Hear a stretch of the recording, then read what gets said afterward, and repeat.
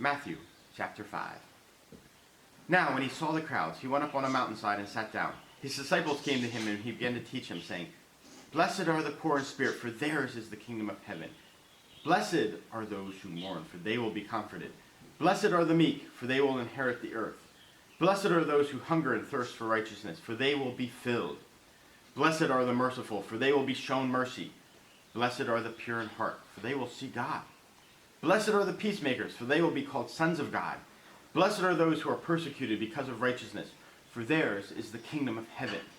Blessed are you when people insult you, persecute you, and falsely say all kinds of evil against you because of me. Rejoice and be glad, because great is your reward in heaven, for in the same way they persecuted the prophets who were before you. You are the salt of the earth.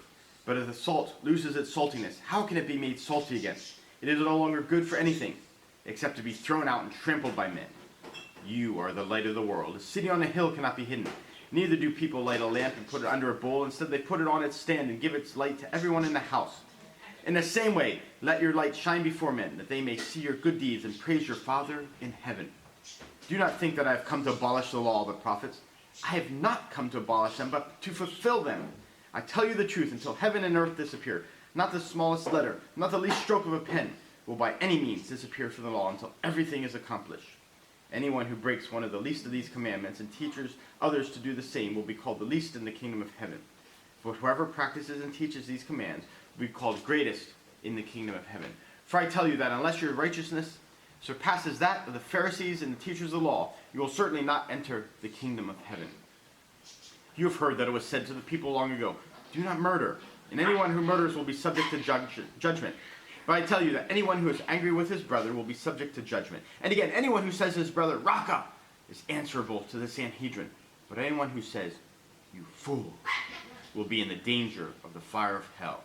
Therefore, if you are offering your gift at the altar, and there remember that your brother has something against you, leave your gift there in front of the altar. First go and be reconciled to your brother, then come and offer your gift. Settle matters quickly with your adversary, who is taking you to court. Do it while you are still with him on the way, or he may hand you over to the judge, and the judge may hand you over to the officer, and you may be thrown into prison. I tell you the truth, you will not get out until you have paid the last penny. You have heard that it was said, Do not commit adultery. But I tell you that anyone who looks at a woman lustfully has already committed adultery with her in his heart. If your right eye causes you to sin, gouge it out and throw it away. It is better for you to lose one part of your body than for your whole body to be thrown into hell. And if your right hand causes you to sin, cut it off and throw it away. For it is better for you to lose one part of your body than for your whole body to go into hell. It has been said, anyone who divorces his wife must give a certificate of divorce. But I tell you that anyone who divorces his wife except for marital unfaithfulness causes her to become an adulteress. And anyone who marries a divorced woman commits adultery. Again, you have heard that it was said to the people long ago, Do not break your oath, but keep the oaths you have made to the Lord. But I tell you, do not swear at all, either by heaven, for it is God's throne, or by the earth, for it is his footstool, or by Jerusalem, for it is the city of the great king. Do not swear by your head, for you cannot make even one hair white or black. Simply let your yes be yes, and your no, no. Anything beyond this comes from the evil one. You have heard that it was said, Eye for an eye and tooth for a tooth. But I tell you, do not resist an evil person. If someone strikes you on the right cheek, turn to him the other also. And if someone wants to sue you and take your tunic, let him have your cloak as well.